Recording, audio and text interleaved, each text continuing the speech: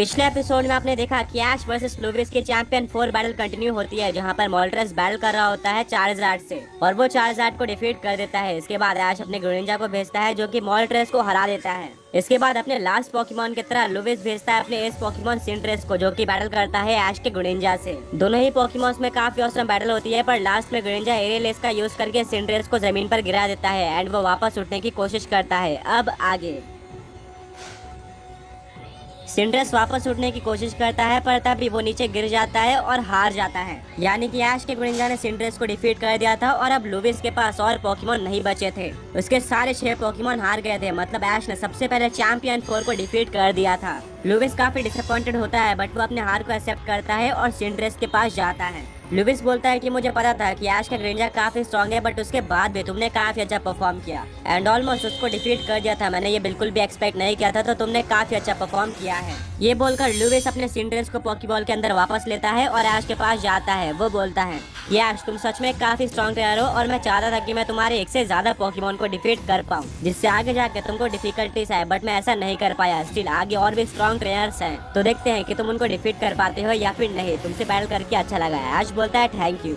Lewis बोलता है कि अब तुम आगे बढ़ सकते हो। सेकंड चैंपियन ट्रेनर से बैटल करने के लिए तुम्हारा रास्ता खुल चुका है। सामने गेट खुल जाता है और ऐश अपने ग्रेनिंजा को पॉकीबॉल के अंदर लेकर उस गेट की तरफ जाता है। जैसे वो गेट के अंदर एंटर करता है, उसको देखने को मिलता है कि वहाँ पर पूरी तरह से अंधेरा था और काफी क्रीपी वाइब्स आ रही थी। सभी लोग डरे हुए थे और तभी पीछे का दरवाजा बंद हो जाता है। मिस्टी बोलते हैं कि पिछली बार हमें पूरा लावा सेटअप देखने को मिला था और आखिरी में पता चलता है कि चैंपियन 4 का फर्स्ट ट्रेनर फायर टाइप का है, यानी कि चैंपियन ट्रेनर की टाइपिंग और उसका बैकग्राउंड दोनों रिलेटेड है। यहाँ पर काफी क्रीपी वाइब्स आ रही है, तो मोस्टली ये कोई डार्क या फिर घोस्ट टाइप का चैंपियन ट्रेनर होना चाहिए। तुम्हें इसके लिए रेडी रहना होगा। ऐश बोलता है मिस्टी, तुमने बिल्कुल सही कहा, बट हम आगे कैसे जाएंगे? मुझे कुछ भी नहीं दिख रहा है।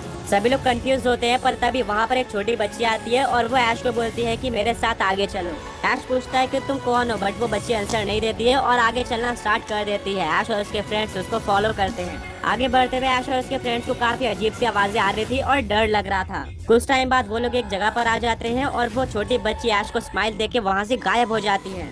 ऐश काफी ज्यादा डर जाता है और सोचता है कि वो बच्ची कहाँ पर चली गई है। तभी ऐश को पीछे से कोई बुलाता है। ऐश पीछे मुड़कर देखता है और वहाँ पर एक गर्ल पोकेमॉन ट्रेनर होती है। उसके बाद काफी सारे गैस भी ऐश के पास आ जाते हैं, जिनको देखकर ऐश और उसके फ्रेंड्स काफी ज्यादा डर जाते हैं और तभी लाइट्स ऑन हो जाती है। वो गर्ल ट्रेनर ऐश को वेलकम करती है और बोलती है कि मैं सेकंड चैंपियन ट्रेनर हूँ घोस्ट टाइप की। ऐश और उसके फ्रेंड्स डरे हुए थे। ऐश बोलता है कि अगर तुम चैंपियन ट्रेनर हो तो वो गर्ल कौन थी जो कि हमें यहाँ तक लेकर आई है? वो चैंपियन ट्रेनर बोलती है कि कौन सी गर्ल? यहाँ पर तो मेरे अलावा कोई और नहीं रहता है। मैं यहाँ पर अकेली रहती हूँ और वैसे भी चैंपियन 4 ट्रेनर के बैटल फील्ड पे कोई और ट्रेनर अलाउड नहीं है। यहाँ पर सिर्फ और सिर्फ चैंपियन ट्रेनर और उसका अपोनेंट अलाउड है। ऐश बोलता है बट वो लड़की को हमने देखा था और वो सच में यहाँ पर थी। चैंपियन ट्रेनर बोलते हैं कि मुझे नहीं पता कि तुम किस बारे में बात कर रहे हो। फिलहाल के लिए हमें बैटल को स्टार्ट करना चाहिए, बट उससे पहले मैं अपना इंट्रो दे दूं। मेरा नाम है लाइसेंड्रा और मैं चैंपियन 4 की एक पोकेमॉन ट्रेनर हूँ और मैं घोस्ट टाइप में स्पेशलाइज करती हूँ। मेरे सारे पोकेमॉन्स काफी स्ट्रॉन्ग है और मुझे अपने स्ट्रैटेजी के चलते जाना जाता है। काफी कम ही लोग यहाँ से आगे जा पाते हैं। मतलब क्या तुम अपना इंट्रो दे सकते हो? ऐश बोलता है श्योर। वो बोलता है कि मेरा नाम ऐश है और मैं बिलोंग करता हूँ पैलेट टाउन से। मेरा अल्टीमेट गोल है पोकेमॉन मास्टर बनना और मैं अपने अल्टीमेट गोल के काफी ज्यादा करीब आ चुका हूँ। लाइसेंड्रा बोलती है ऑसम, चलो बैटल को स्टार्ट करा जाए। ऐश बोलता है ठीक है और बैटल स्टार्ट हो जाती है। लाइसेंड्रा बोलती है कि तुम्हें रूल्स के बारे में तो पता ही होगा, डायरेक्टली बैटल को स्टार्ट करते हैं। ऐश बोलता है कि हाँ, मुझे रूल्स के बारे में पता है, चलो बैटल को स्टार्ट करा जाए। लाइसेंड्रा अपने सबसे पहले पोकेबॉल को निकालती है और बोलती है ट्रैवेनेंट जाओ।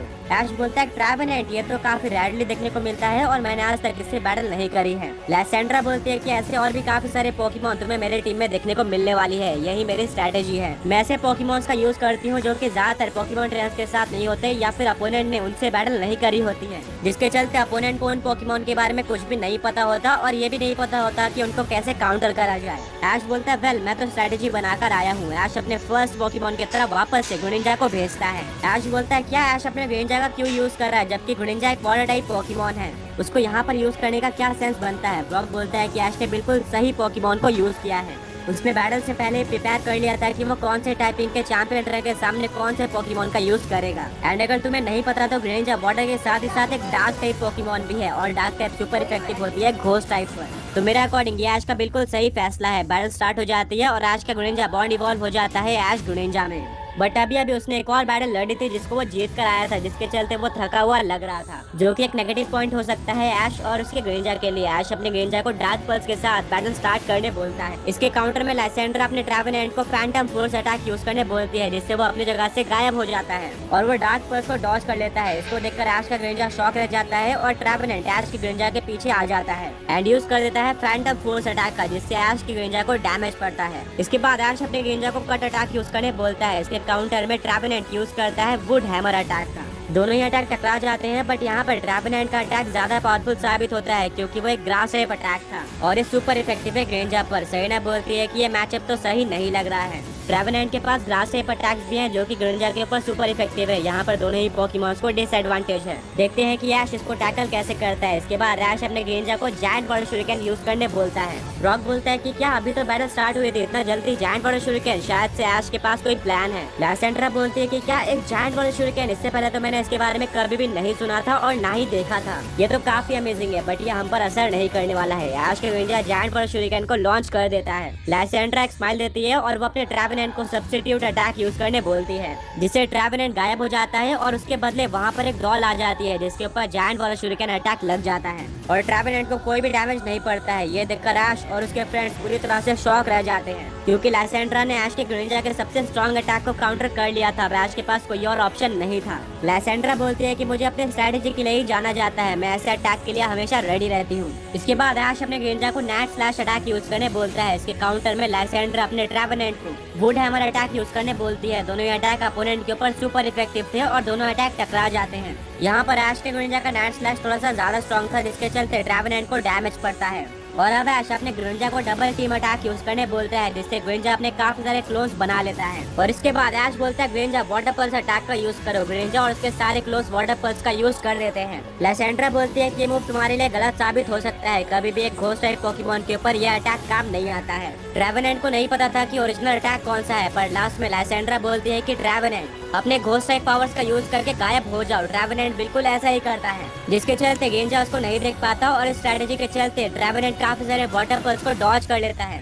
बट इसके बाद भी कुछ वाटर पल्स ट्रेवेनेंट के ऊपर लग जाते हैं, जिसको देखकर लाइसेंड्रा बिल्कुल शॉक रह जाती है। वो बोलती है कि ये कैसे पॉसिबल है, तुम्हारे ग्रेंजर के सारे वाटर पल्स रियल कैसे हैं?